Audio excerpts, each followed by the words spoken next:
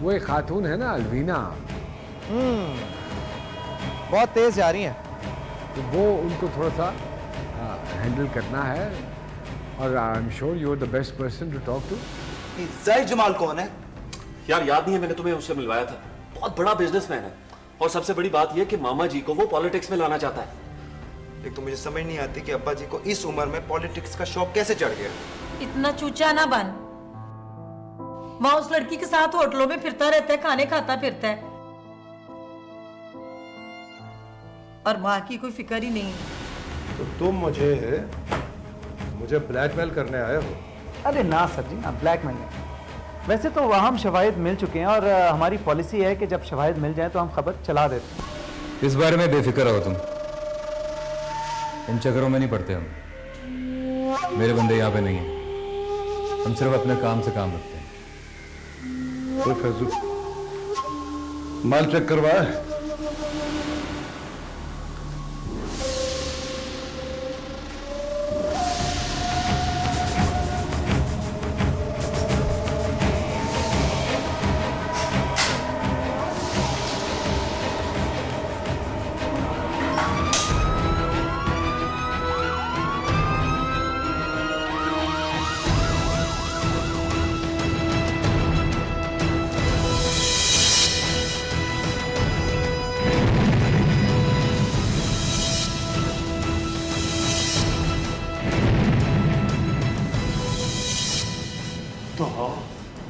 ये थी तेरी असलियत।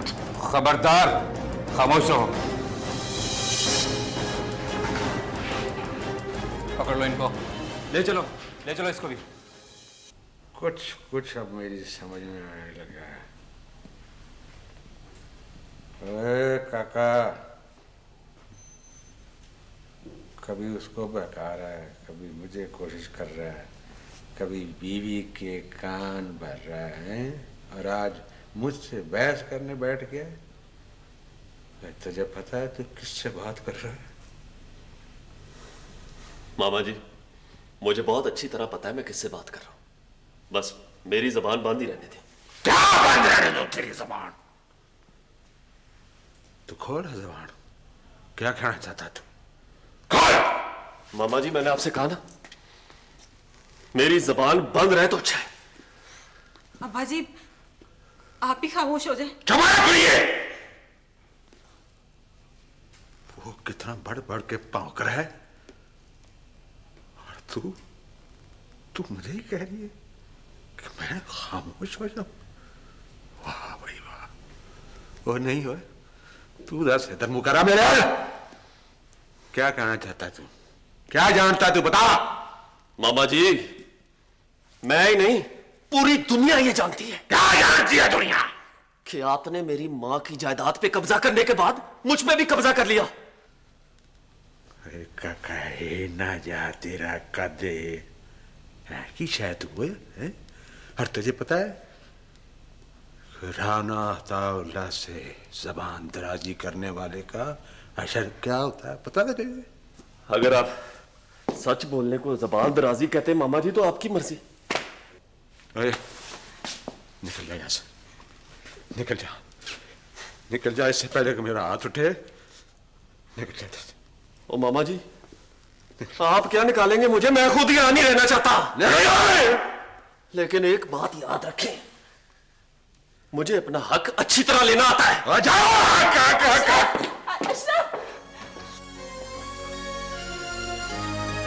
मारता जाओ।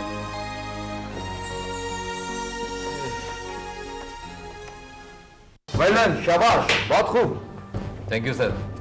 सर, ये सब एएसपी साहब की मेहनत की वजह से हुआ है, और सच्ची बात तो यह है कि एएसपी साहब ने बड़ा रिस्क लेकर ये काम किया है। नो प्रॉब्लम यार, it's team work sir. Zakir Musa, ये जो रेशम खान है ना, ये बहुत ही खतरनाक आदमी है, और इसके खिलाफ इंटेलिजेंस ने पहले भी 2 क्लूज ढूंढे हैं। मुझे अंदाजा था सर, मैंने पहले 2 मरतबा रैकी किया, उसके बाद मैंने सारा कुछ देख लिया था सर। इसका मतलब है कि काफी लंबे सिलसिले हैं इन लोगों। जी सर, अब तक जितनी भी रेड्स हुई हैं उनमें दर्जनों की तादाद में खतरनाक गन्ने, और जिनमें ज्यादातर ममनुआ बोर की गन्ने थी, वो बरामद हुई हैं। और एक्चुअली सर ये लोग अपने इलाके से बारूद और केमिकल लेकर यहाँ आते हैं और मुकामी सतह पर उसकी जैकेट्स और बम बनाकर ब्लास्ट करते हैं। एक रिक्वेस्ट है सर। हो गया? सर हमारे सोर्स को प्रोटेक्शन चाहिए।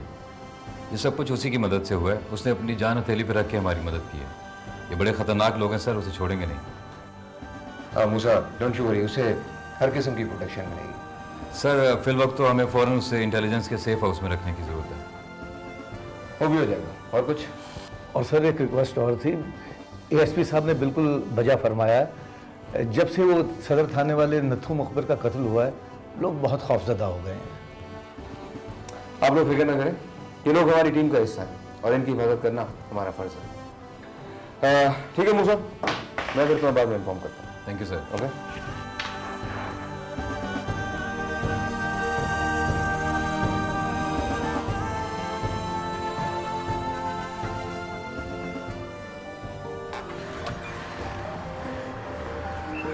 गुलजार साहब। जी सर। ये रेशम खान वाले मामले में कोई गड़बड़ नहीं होनी चाहिए। Yes sir.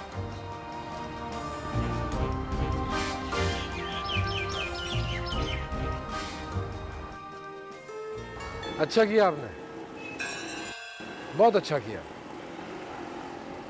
इस तरह उसको आटे और दाल का भाव मालूम हो जाएगा। बल्कि मैं तो एक सजेशन दूंगा कि अपनी ज़मीन के मुतालिक भी कोई केस डाल दें उसके ऊपर। आप फिक्र ही ना करें, आप देखें मैं उसके साथ करता क्या। ये एक मरतबा इस खातून से फारिग हो जाऊं तो फिर वो एएसपी को भी मैं हैंडल कर लूँगा। जमाल साहब, उस खातून का मसला भी समझे ख़त्म। मैंने ऐसा प्लान बनाया कि सारी ज़िंदगी सोचती रहेगी किससे पाला पड़ा है उसका। इबरत का निशान बनाना है उसे, औकात याद दिलानी है मुझे उसे। मैंने ऐसा प्लान बनाया बिलाल के साथ मिलके, तो बहुत खुशी अरे हुई। वाह वाह भाई होना। बस आप देखते रहिए जमाल साहब। Good good good. बस एक काम कीजिएगा, वो बाजवे को इस चीज़ की हवा नहीं लगनी चाहिए।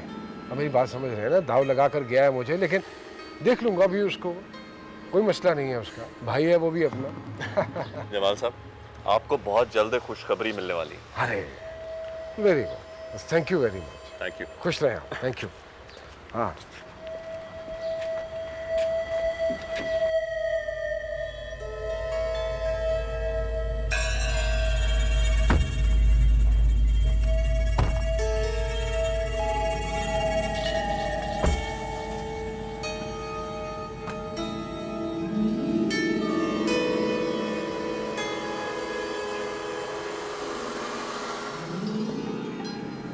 ये तुझे पता ही नहीं उसने किस लहजे में मुझसे बात की है, और तू कहती है मैं उसे माफ कर दूं।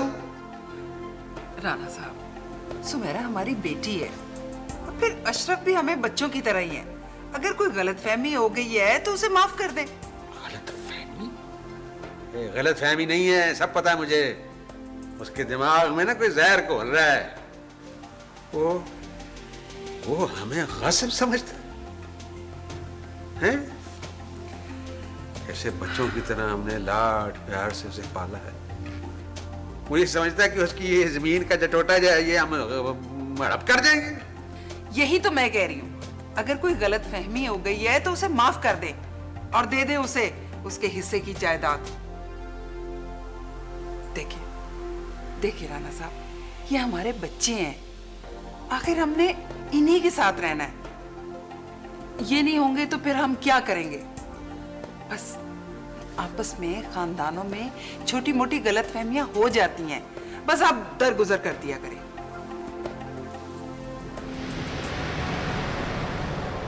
हाँ मैं रिकॉर्डिंग में आपको कॉल करता हूँ। सर जी, आधा घंटा हो गया मैं इंतजार करते हुए। हमें कभी इतनी देर कभी किसी ने कराई नहीं।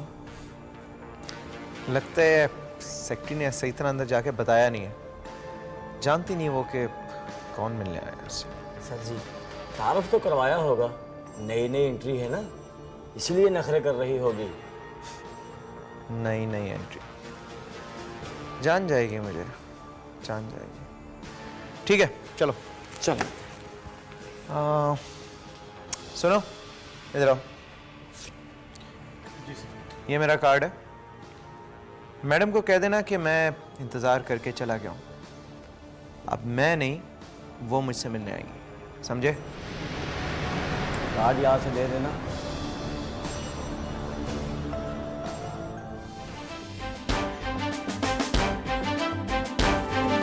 दिल का कहा मान के बेखतर है खड़ा, अमन का पासबान, अमन का पासबान। मूसा साहब, इस बात में तो वैसे भी कोई शक नहीं कि आपने अपनी जान हथेली पर रखकर ये कारनामा सर अंजाम दिया। अरे नहीं, ऐसी कोई बात नहीं, इट्स माई ड्यूटी। वैसे ये जान के मुझे खुशी हुई कि पुलिस के बारे में आपकी राय बदल रही है। एएसपी मूसा हैदर साहब, मैंने आपसे पहले भी अर्ज़ किया था कि पांचों उंगलियों को एक बराबर नहीं समझा जाता।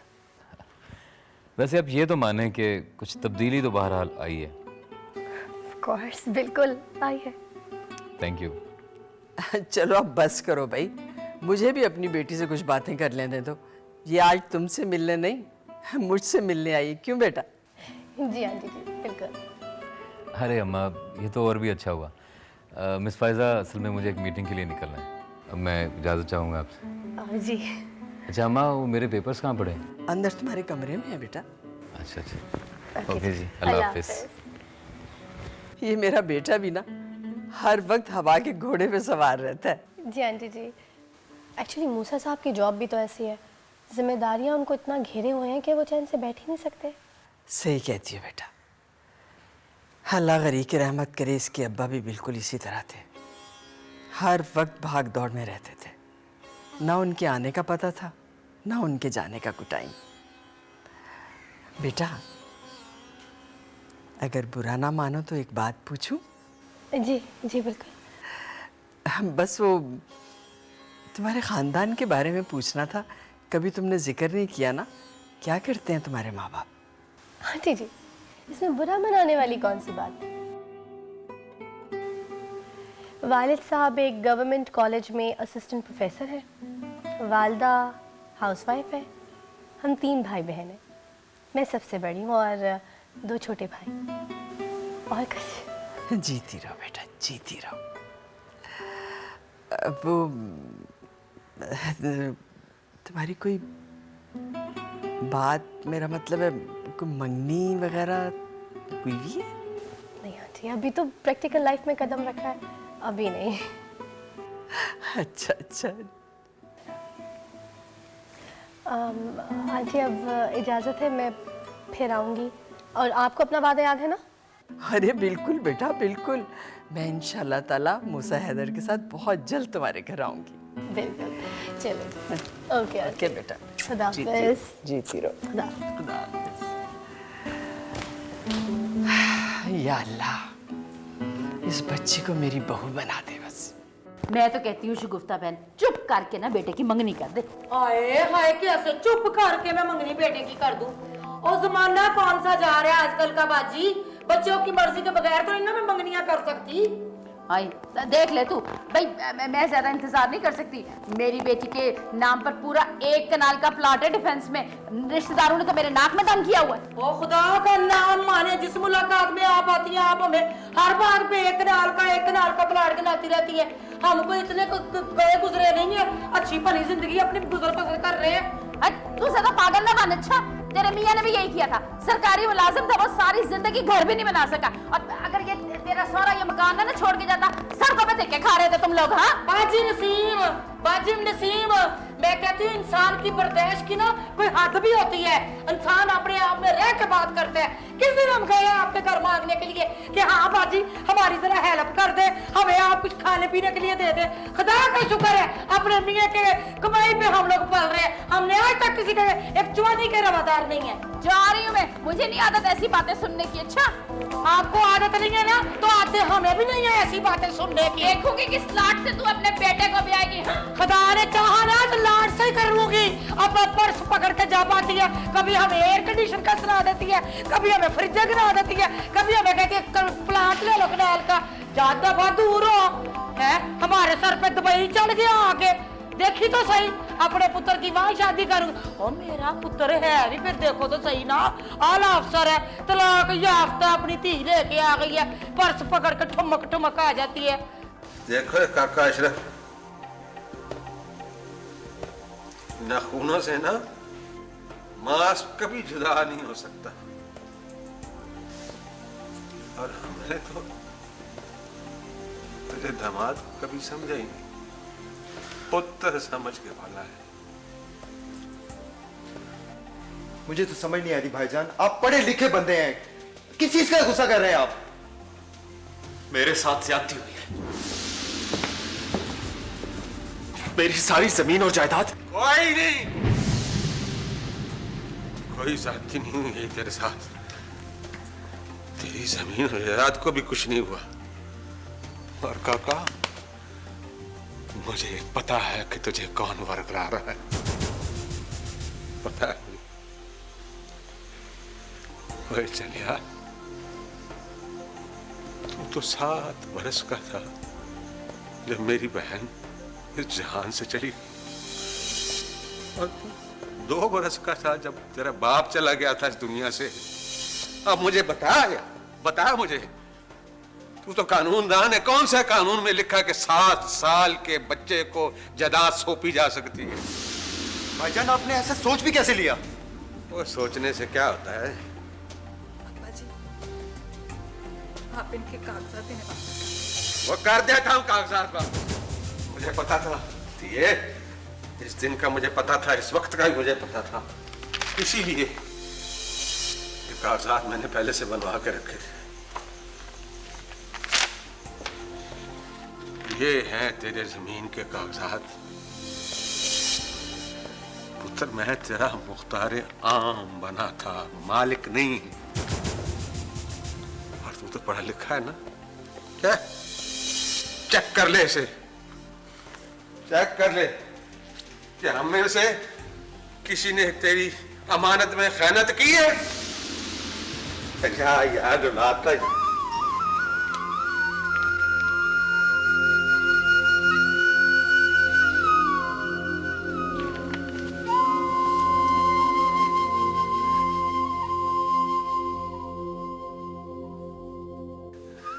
अंकल जी, मुझे माफ कर दे।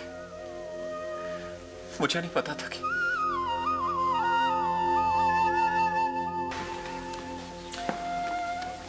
चले भाईजान, चले, इसकी कोई जरूरत नहीं। देखो बेटा, अल्लाह ने खैर की, हम सब लोग परेशान हो गए थे। अब ये घर, ये सब कुछ तुम्हारा ही है। हम लोगों ने कोई कब्र में नहीं लेके जाना इसे। प्लीज आंटी जी, मुझे और शर्मिंदा ना करें। पता नहीं मुझे किसने गुमराह कर दिया था। चलो, देर आए दुरुस्त आए। क्यों मम्मी? हाँ बिल्कुल। अरे खाना तैयार है, चलो सब लोग खाना खाते हैं। तुम्हारे अब्बा ने कल से खाना नहीं खाया। क्यों अंकल जी? वो खा लेंगे, तू इस तरह कर, पहले जाके सदका दे। घर में रौनक तो आई, पता नहीं कितने नजर लग जाती है। बाजवा साहब, ये सब जो हो रहा है ये ठीक नहीं हो रहा है। मैडम परेशान ना हो, ऐसी कोई बात नहीं है। क्या बात कर रहे हैं आप? बिलाल खान को जानते नहीं? उसे क्या जरूरत थी मुझसे मिलने की? कहीं ये कोई साजिश तो नहीं? साजिश होने दे, साजिश वक्त आने पे सबको पता चल जाएगा कौन कितने पानी में है।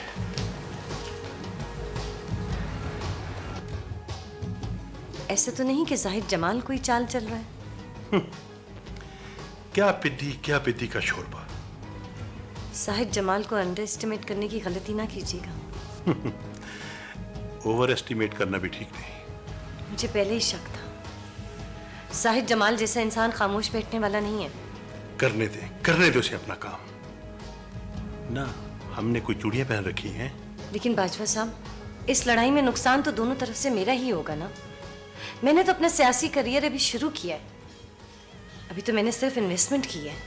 मैडम जी, हमारे होते हुए ऐसा होना मुमकिन नहीं। बाजवा साहब, मुझे बहुत डर लग रहा है। अब ये रियाज मुझसे क्यों मिलना चाहता है? कहीं वो वहां तो नहीं चला गया? कौन? कहां पहुंच गया? बिलाल खान, कस्टम इंस्पेक्टर रियाज तक। और नहीं नहीं मैडम, इतनी भी लुट नहीं बची हुई। आप नहीं जानते, उसने अपना कार्ड मेरी सेक्रेटरी की तरफ फेंकते हुए कहा था कि अपनी मैडम से कहना इसे संभाल ले, उन्हें मुझसे मिलने की जरूरत पड़ेगी। मैडम ऐसा कुछ नहीं होगा। छोड़े आप इन सब बातों को, आप कल के फंक्शन की तैयारी करें।